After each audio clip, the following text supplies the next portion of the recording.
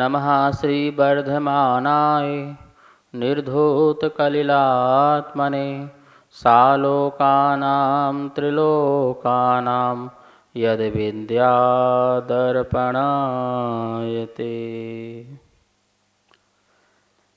रत्नकरंडक श्रावकाचार्य परम मांगलिक ग्रंथ है। आचार्य समंत भट्ट स्वामी द्वारा दूसरी तीसरी शताब्दी में यह लिखा गया है। इसमें 150 श्लोक हैं, संस्कृत भाषा है। रत्नत्रय, सल्लेखना और श्रावक की चर्या का बहुत सुंदर वर्णन है। हम देख रहे थे सम्यक दृष्टि के अंदर किसी प्रकार का मद नहीं होता है। ज्ञानम पूजाम कुलम जाति वल मृद्धिम तपो वपु अष्टावासित्व मानत्वम स्मय माहुर्गतस्मय। कुल जाति की बात हो गई थी। आज बल की बात करेंगे। बल का मद भी नहीं होता है। सम्यक दृष्टि बहुत चिंतन करता है, मंथन करता है और बहुत विचार करता है कि मैं अनंत बल का धारी, मुझे परमात्मा ने बताया कि मैं अनंत बल का धारी हूँ और आज जो मुझे बल प्राप्त हुआ है वो कर्मजन बल प्राप्त हुआ है। कर्म के क्षयोपशम से, आप देखिए अंतराय कर्म के क्षयोपशम से जीव में जो शक्ति प्रकट हुई है वो कर्म के कारण हुई है। इस कर्म बेरी ने मेरा सारा बल जो है नष्ट कर दिया है। मैं अनंत बल का धारी और कर्म अंतराय कर्म का इतना तीव्र उदय चलता है जिसके कारण मैं बलहीन बना हुआ हूँ। मुझ में शक्ति नहीं है उपवास करने की, व्रत आदि नियम पालन करने की। मैं कितना बलहीन, इस कर्म ने मुझे इतना बलहीन कर दिया कि मुझे एक इंद्रिय बना दिया, 2 इंद्रिय, 3 इंद्रिय, 4 इंद्रिय पर्याय में चला गया, जहाँ मेरी शक्ति सोचने समझने की भी नहीं रही। किस में हित है किस में अहित है ऐसा मैं कार्य करने का भी सक्षम न रह पाया। ऐसा अनंत बल का धारी ये वीर्यांतराय कर्म को पा करके अपने बल को मैंने जो है नष्ट किया है। तो मैं आज थोड़ा सा बलवान हुआ हूँ, मान लो ब्रज सरंग शरीर वाला हुआ, थोड़ी सी शक्ति हुई है तो उसमें मद किस बात का। अरे पराधीनता में होकर के हमने किस प्रकार से अपने बल का दुरुपयोग किया है। यदि मैं थोड़ा बलवान हुआ हूँ तो बलहीन व्यक्तियों को मैंने नुकसान पहुँचाया है। मैंने त्रियंच पर्याय में बलवान हुआ तो छोटे मोटे क्षुद्र जीवों की हानि पहुँचाई है, उनकी हिंसा की है। मुझे तो अपने बल का जो उपयोग करना चाहिए था वो संयम पालन करने के लिए, तप को पालन करने के लिए, परिश्रमों और उपसर्गों को जीतने के लिए अपना बल का उपयोग करना चाहिए। भूख लगे मैं भोजन न करूं तो अपना बल का उपयोग करो, सर्दी लगे मैं वस्त्र न पहनूं तो अपने बल का उपयोग करो, गर्मी लगे तो एसी पंखे का उपयोग न करो, ऐसे बल का उपयोग करो। हमारी कोई निंदा आदि करे तो फिर भी हम उसका जो है जवाब ना दें, प्रतिक्रिया न करें, तब बल का उपयोग करो। यही तो बल है। ऐसे तमाम कारणों के मिलने पर भी अपने जो बल का सदुपयोग करता है वो सम्यक दृष्टि है, लेकिन अपना बल का दुरुपयोग करना सही नहीं है। आप अपने बल से किसी को दुखी है तो उसको दुख दूर करो, दीन दरिद्री है तो उसका दीन दरिद्रता को दूर करने में आप सहायता करो। आप किसी के दुख दूर कर सकते हो, करो, पर कायर तो नहीं बनो। आप दूसरों की सहायता करो, ये बल का जो है सदुपयोग है। लेकिन हम अपने बल से दीन दुखियों को और परेशान करें, दरिद्री लोगों को और हम जो है उस पर अकारण ही किसी कारण से कुछ काम कर दें। लेकिन महानुभाव, क्षमा को धारण करना ही अपना बल का सदुपयोग करना है। क्षमा बलवान करते हैं, बोलते हैं क्षमा वीरस्य भूषणम। क्षमा किसका? वीरों का आभूषण है। वीर शक्तिवान जो शक्ति धारण करता है वही क्षमा को धारण करता है। लेकिन जो क्षमा को धारण नहीं करता है वो व्यक्ति कायर कहलाता है, वो नपुंसक व्यक्ति कहलाता है। आप बलवान हैं तो इस प्रकार के बल को धारण करें जिससे हमारा सम्यक दर्शन पुष्ट हो, हमारे विचार स्वस्थ हों, चारों तरफ का वातावरण हमारा अच्छा बन जाए। ऐसे बल का उपयोग करो। लेकिन अहंकार करना कि आ जाओ, ललकार करना, देख लूँगा सबको, आज सबसे मैं संग्राम युद्ध में खड़ा हूँ युद्ध करने के लिए, इस प्रकार की ललकार करना, हुंकार करना, ये सही बात नहीं है। और कोई कोई अपने बल का ऐसा जो है अभिमान करता है कि देखो मैं ये कर सकता हूँ, मैं वो कर सकता हूँ, मैं तो इतने उपास कर सकता हूँ, मैं इतनी यात्रा कर सकता हूँ, मैं ऐसा कर सकता हूँ, वैसा कर सकता हूँ, मैं वो शक्ति है। तो ऐसा भी अहंकार नहीं करना भाई। ये कर्मजन जो है बल है, ये बल जो कर्मजन वाला है कब हमसे छिन्न हो जाएगा पता नहीं। पता है अच्छे अच्छे बड़े बड़े पहलवान, यदि कोई बीमारी लग जाए तो क्या होगा बोलो? बीमारी लगते ही बड़े बड़े पहलवान बिस्तर में पड़े दिखाई देते हैं, वो भी उठ नहीं पाते हैं। एक छोटा सा रोग होते ही उनकी हालत क्या हो जाती है। बड़ा रोग तो छोड़ो, सर्दी जुकाम भी हो जाए ना छोटा सा रोग, तो उसमें शरीर टूट जाता है, उठ नहीं पाते हैं। कहाँ गया तुम्हारा बल? एक छोटे से बीमारी ने तुम्हारा सारा बल, ये हाथी जो इतना बलशाली दिखता है, यदि सूंड के अंदर एक छोटी सी चींटी चली जाए तो ये तड़फने लग जाता है, तड़फने लग जाता है। भारत में एक पहलवान आया, जैसे ही एयरपोर्ट से उतरा तो चारों तरफ से मक्खियाँ भिनभिनाने लगी। वो इस प्रकार से ऐसे ऐसे मक्खियों को भगा रहा था। एक पत्रकार ने उसकी फ़ोटो खींच ली और हेडिंग डाली, दुनिया का बड़ा पहलवान भारत के मक्खियों से परेशान। आप सोचिए, इतना बड़ा पहलवान मक्खियों को तो जीत नहीं पा रहा है, क्या विश्व विजेता बनने जाएगा? विश्व विजेता शरीर के बल से नहीं, आत्मबल से बना जाता है। लोग बोलते हैं महाराज जी आपको ठंडी लगती है, आप वस्त्र नहीं ओढ़ते हो, हम तो ओढ़ते हैं। तो बोले क्या ओढ़ते हो? बोले कंबल। ठंड में क्या ओढ़ते हैं? कंबल। हमने कहा जिसके पास बल कम होता है वही तो कंबल ओढ़ता है, यहाँ तो आत्मबल है, तो किस बात का कंबल है? यहाँ तो प्रभु का संबल है, संबल है, आत्मबल है, इसलिए किसी बल की जरूरत नहीं होती है। ऐसे बल को पाकर के आत्म साधना में लगाओ, खूब साधना करो। सामायिक करना है, आधा आधा 1 घंटे सामायिक करो, 2-4 घंटे तक सामायिक करो। कितने भी कष्ट संकट हमारे जीवन में आए, आप कभी भी उन संकटों से भागो मत। हमारे यहाँ तो जो ग्रस्त थे वो भी शमशानों में जाकर के साधना करते थे, उन पर उपसर्ग होते थे, वो भी सहन करते थे। ये है बल का सदुपयोग करना। गृहस्थ भी सम्यक दृष्टि और मुनि भी सम्यक दृष्टि, दोनों ही अपने बल का सदुपयोग आत्म कल्याण के लिए करते हैं, मोक्ष मार्ग में बढ़ने के लिए करते हैं, किसी को गिराने के लिए नहीं, किसी को परेशान करने के लिए नहीं, किसी की बर्बादी के लिए अपना बल का उपयोग। कितने प्रकार के बल होंगे?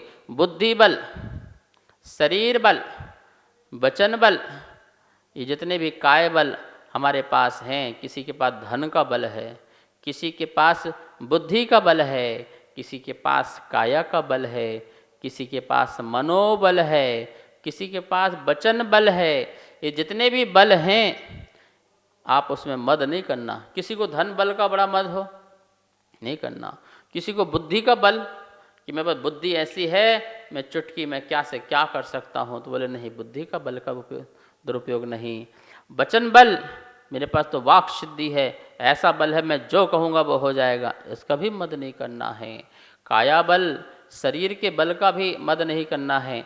ऐसे समस्त बलों को आप जो है धर्म ध्यान में उपयोग करो, मुक्ति के मार्ग में उपयोग करो, फिर देखना आपका बल आपको अनंत बल देने में कारण बन जाएगा। वही अनंत बल जो हमारी आत्मा में है, मौजूद है, उसे प्रकट कर देगा ऐसा बल। ठीक है, तो सम्यक दृष्टि विचार करता है मैं अनंत बल का धारी, ये छोटे मोटे बल में कैसे मैं अभिमान करूं, कैसे मैं मद करूं। इस कारण वह कितना भी बलशाली हो जाए अपने बल का कभी मद नहीं करता है। इसके बाद आप देखिए श्लोक में लिखा है रिद्धि का मद। रिद्धि मतलब धन संपत्ति आदि। पुण्य के उदय से जीव को धन संपत्ति की प्राप्ति होती है और पाप के उदय से ये वैभव आदि की प्राप्ति नहीं होती है। सम्यक दृष्टि विचार करता है ये धन संपत्ति आदि जो है वो नश्वर है, क्षणभंगुर है, इंद्रधनुष की तरह है, पानी के बुलबुले की तरह है, अभी है, कभी रहेगी नहीं रहेगी ये भरोसा नहीं है। कोई धन किसी के पास शाश्वत रहा है, ये तो हाथ की मेल की तरह रहा, आया और चला जाता है। ये जो है इंद्रधनुष जो है क्षणभंगुर को आता है, क्षणभंगुर है, आता है और चला जाता है। ऐसी धन संपत्ति आज आपके हाथ में कल किसी और के हाथ में हो जाएगी। ये धन किसी और के हाथ में हो सकता है। आज जो कटोरा लेकर के भीख मांगने आ रहा है, हो सकता है कल तुम्हारे हाथ में कटोरा हो जाए और भीख मांगने वाला तुम्हारे स्थान पर खड़ा हो जाए। भाव और भाग्य बदलने में महानुभाव समय नहीं लगता है। कब किसकी किस्मत बदल जाती है और कब किसकी किस्मत फूट जाती है, ये सब कर्म के उदय से खेल हैं। सम्यक दृष्टि विचार करता है ये सब कर्म के उदय के खेल हैं, मुझे इस खेल में फंसना नहीं है।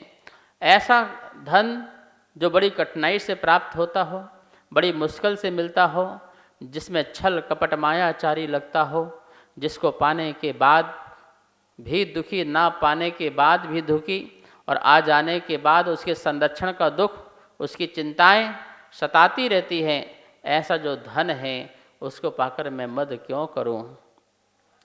धन उस नगर वधू की तरह है जो किसी एक का नहीं होता है। जैसे नगर वधू किसी एक की नहीं होती है, ऐसी जो धन है वो किसी एक व्यक्ति का नहीं होता है। आज इसके हाथ में जाता है, कल उसके हाथ में जाता है, कल किसी और के हाथ में चला जाता है। ऐसे ही वह धन होता है। छाया और माया, ध्यान रखें, छाया भी घटती है और बढ़ती है। कभी छाया घट जाती है, कभी छाया बढ़ जाती है। ऐसी माया भी कभी घटती है, कभी बढ़ती है। तो ऐसे घटने बढ़ने वाली चीज़ों में क्यों किसका मद, किसकी दीनता, किसकी हीनता, ऐसा कुछ भी नहीं लाना है। सम्यक दृष्टि का ही विचार होता है कि मेरा ऐसा कब दिन आएगा जब मैं इस परिग्रह से मुक्त होऊंगा। धन परिग्रह है और इस परिग्रह से मैं मुक्त कब होऊंगा, ऐसा विचार करता है। सब कुछ होने के बाद भी यह विचार करता है ये कब छूटे। भरत चक्रवर्ती सम्राट, जिसके पास अथाह वैभव, 6 खंड का अधिपति, और वही भी चिंतन किया करता था कि यह वैभव कब छूट जाए मेरे हाथों से, मैं निश्चिंत हो जाऊं। आप सब लोग भरतेश वैभव पढ़िए, आध्यात्मिक है वो, और उसमें किस प्रकार का वर्णन कवि ने किया है, अद्भुत किया है कि वो सबके बीच में रहते हुए वैरागी जीवन जिया करते थे। कवियों ने भजन भी लिखे इसके लिए। वे तो अन्न धन सबके त्यागी, भरत जी घर में बैरागी, घर में बैरागी। वे तो अन्न धन सबके त्यागी। सब कुछ होते हुए भी अन्न का भंडार, धन का भंडार भरा हुआ है, लेकिन वो अंदर से खाली। अंदर से ममत्व का परिणाम नहीं, मोह का परिणाम नहीं, मिथ्यात्व का परिणाम नहीं, ये मेरा, मैं इसका, ऐसा परिणाम नहीं। ऐसे भरत चक्रवर्ती थे। तो रिद्धि का मद नहीं करना है, क्योंकि वो जानते हैं ये जो परिग्रह है, सम्यक दृष्टि विचारता है, जो ये परिग्रह है एक ऐसा दलदल है, जैसे दलदल में कोई जानवर फंस जाता है तो निकलना मुश्किल होता है। बैल फंस जाए दलदल में तो निकल पाता नहीं है, हाथी फंस जाए दलदल में निकल नहीं पाते हैं। ऐसे ही ये परिग्रह का जाल है, परिवार का जाल है, वो दलदल है। जो व्यक्ति फंस जाता है तो वो निकल नहीं पाता है। जैसे मक्खी अपने कफ से, जैसे आप लोग थूकते हैं तो कफ से वो गीली हो जाए तो पंख से उड़ नहीं पाती है और वहीं पर तड़प तड़प के मर जाती है। ऐसे ही ये परिग्रह है। जैसे मकड़ी का जाल है, जिसमें मकड़ी स्वयं फंस करके अपना जान गंवा देती है, ऐसे ही जीव भी इस परिग्रह के कारण अपनी जान गंवा देता है। तो आचार्य वन कह रहे हैं तुम्हारे पुण्य के उदय से तुम्हें कितना भी परिग्रह की प्राप्ति हो जाए, लेकिन एक परमाणु मात्र भी मेरा नहीं है, इस पर विचार करना, इस पर चिंतन करना। ना तुम जगत में कोई एक परमाणु लेके आए थे और ना ही एक परमाणु लेकर के तुम यहाँ से जाओगे। इस सोच को रखना, यही सम्यक दृष्टि का सोच होता है। इसलिए वह कभी रिद्धि का मत नहीं करता है। वो रिद्धि मतलब संपन्नता का कोई मद नहीं करता है, कितना अपार वैभव ही क्यों ना पैदा हो जाए, वह 6 खंड का अधिपति ही क्यों ना हो जाए नियोग से, लेकिन कभी भी इस प्रकार का भाव नहीं रखता है। वो जानता है ये परिग्रह दुख का कारण है, क्लेश का कारण है, संताप का कारण है, महानरक आदि ले जाने का कारण है। आपको पता है नरक जाने का कारण क्या है? बहुआरंभ परिग्रहत्वम नारकस्य सहा। बहुत आरंभ, बहुत परिग्रह जो है वो उस जीव को नरक आयु के बंध का कारण होता है। जो बाह्य पदार्थों में यह मेरा है, मैं इसका हूँ, ऐसा ममत्व परिणाम रखता है, उस जीव को नरक का बंध हुआ करता है। ऐसे दुर्गति का पात्र मुझे नहीं होना है, ऐसा सम्यक दृष्टि जो है सतत विचार करता है, सतत चिंतन करता है। इसलिए उसके पास सब कुछ होते हुए भी मेरे पास सब कुछ नहीं है, मैं अकेला हूँ, इस बात की जो अंदर से जो स्वीकृति है, इस बात की उसके अंदर जो श्रद्धा है, आस्था है, इस कारण उसको किसी प्रकार का मद नहीं हुआ करता है। ये रिद्धि का मद जो है लोगों में अभिमान पैदा करता है। जब अभिमान आता है तो दूसरे का वो अपमान करता है, दूसरे की निंदा करता है, दूसरों को नीचा देखता है और अपने को ऊंचा। ध्यान रखना, मान बड़ाई कारणे जो धन खर्चे मूढ़, मरकर हाथी हो गए धरती लटके सूढ़। देखा है हाथी की सूंड कहाँ लटकती है, नाक कहाँ लटकती है? ज़मीन में। ये उन्हीं लोगों की हैं जिन लोगों ने ये सब प्राप्त करने के बाद बहुत मान किया, बहुत अभिमान किया, मेरी समाज में, देश में, राष्ट्र में, विश्व में मेरी नाक ऊंची हो, इस प्रकार का अभिमान किया, अपने वैभव का, अपना यश का, अपना पद का दुरुपयोग किया। वो सभी जीव लोग इस प्रकार के जीव बन जाते हैं कि उनकी धरतियों में उनकी नाक रगड़ती रहती है। तो हमें भी कभी भी रिद्धि का मत नहीं करना है, धन का मद नहीं करना है। ऐसा आचार्य समंतभट्ट स्वामी नहीं, ये भगवान महावीर की वाणी है। महावीर स्वामी ने कहा है सम्यक दृष्टि वह है जो किसी भी प्रकार के वस्तुओं को प्राप्त हो जाने के बाद भी अभिमान और मद को नहीं करता है, वही सम्यक दृष्टि कहलाता है। यहाँ पर सारे जो है मदों की बात करी, एक दो मद और रह गए हैं, तप मद और रूप मद। इसकी चर्चा कल करेंगे, समय हो चुका है। आइए माँ जनवाणी की स्तुति करते हैं। जा वाणी के ज्ञान से सूझे लोकालो, सो वाणी मस्तक धरो सदा देत हो धो। हे जिन वाणी भारती तो हे जपो दिन रेन, जो तेरी सरना धरे सो पावे सुख चैन। सबको बहुत बहुत मंगल आशीर्वाद।